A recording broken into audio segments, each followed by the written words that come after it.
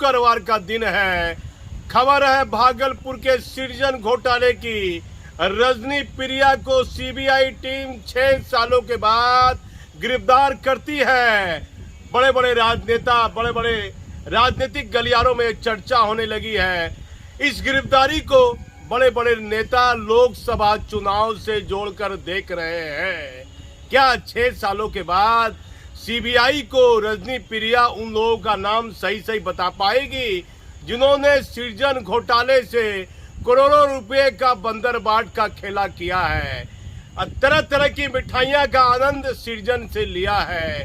कई कदावर बीजेपी के नेता हैं, लेकिन बताया जाता है कि ये जो गिरफ्तारी रजनी प्रिया की हुई है, वर्तमान राज्य सरकार पर राजनीतिक दबाव बनाने की चर्चा चल रही है। हर अधिकारी अपने अपनी तरीके से बात मालूम कर रहे हैं कि सीबीआई को गिरफ्तारी के बाद रजनी प्रिया ने जो बयान दिया है, उस बयान में कोई खगड़िया के व्यक्ति का नाम की चर्चा है।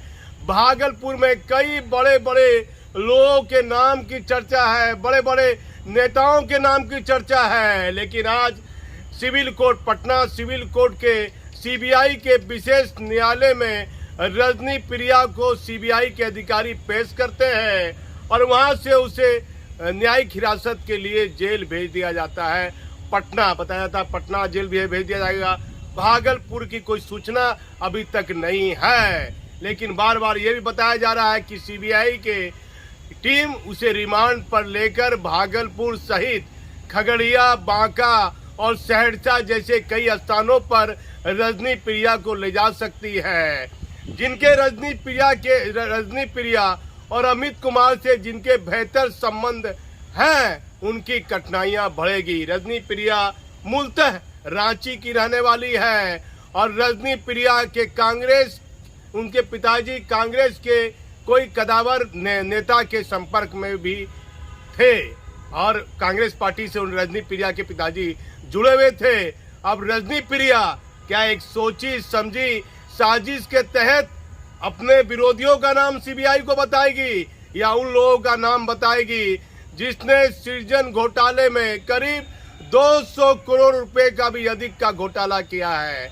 आप देखिए, चारा घोटाले की बात चले आई है। चारा घोटाला 900 करोड़ कुछ रुपए का था, लेकिन देश के अलग अलग कोने में इसकी चर्चा होने लगी।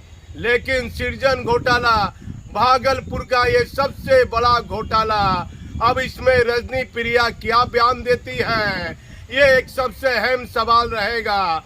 और दूसरा, रजनी प्रिया जिस फ्लैट से गिरफ्तार हुई है, वह एक प्रभावशाली व्यक्ति का फ्लैट गाजियाबाद के साहिबाबाद में बताया जाता है।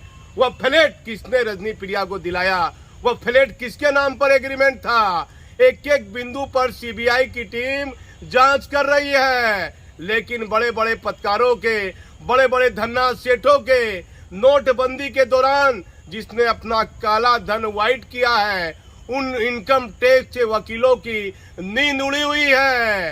अब पता नहीं रजनी प्रिया मैडम किन किन महापुरुषों का नाम बताएगी।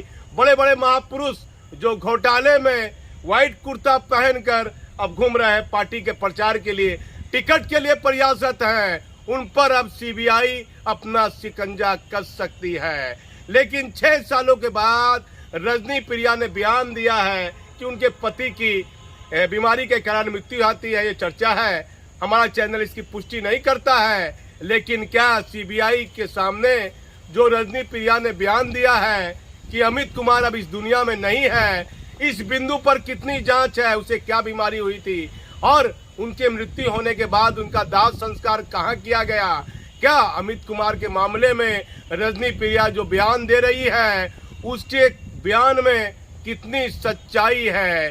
कई अहम बिंदु पर सीबीआई की एक विशेष टीम काम कर रही है, लेकिन इस गिरफ्तारी को आने वाले लोकसभा चुनाव से देखकर जो सरकार को, यदि लोकसभा चुनाव के दौरान नीतीश कुमार को घेरने की भी तैयारी ये की जा सकती है।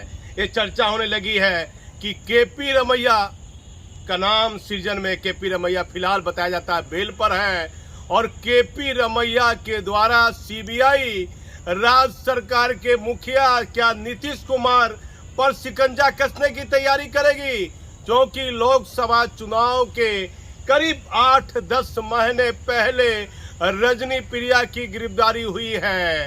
ये गिरफ्तारी क्या राजनीतिक गलियारों की चर्चा पर विश्वास करें तो लोकसभा चुनाव में बिहार के माननीय मुख्यमंत्री नीतीश कुमार को घेरने के लिए कहीं केपी रमैया के सहारे राज्य के मुखिया पर कार्रवाई के लिए कहीं सीबीआई अपना अगला कदम ना उठाए।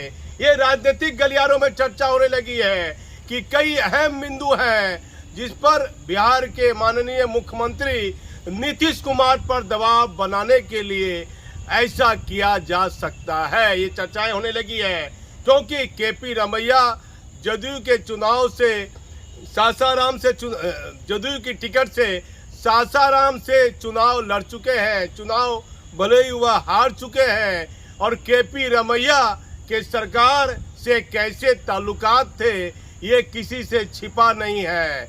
तो रजनी प्रिया की गिरफ्तारी तो हो गई है, लेकिन आगे किन किन लोगों पर सीबीआई कार्रवाई करती है, आप हमारे चैनल पर बने रहिए।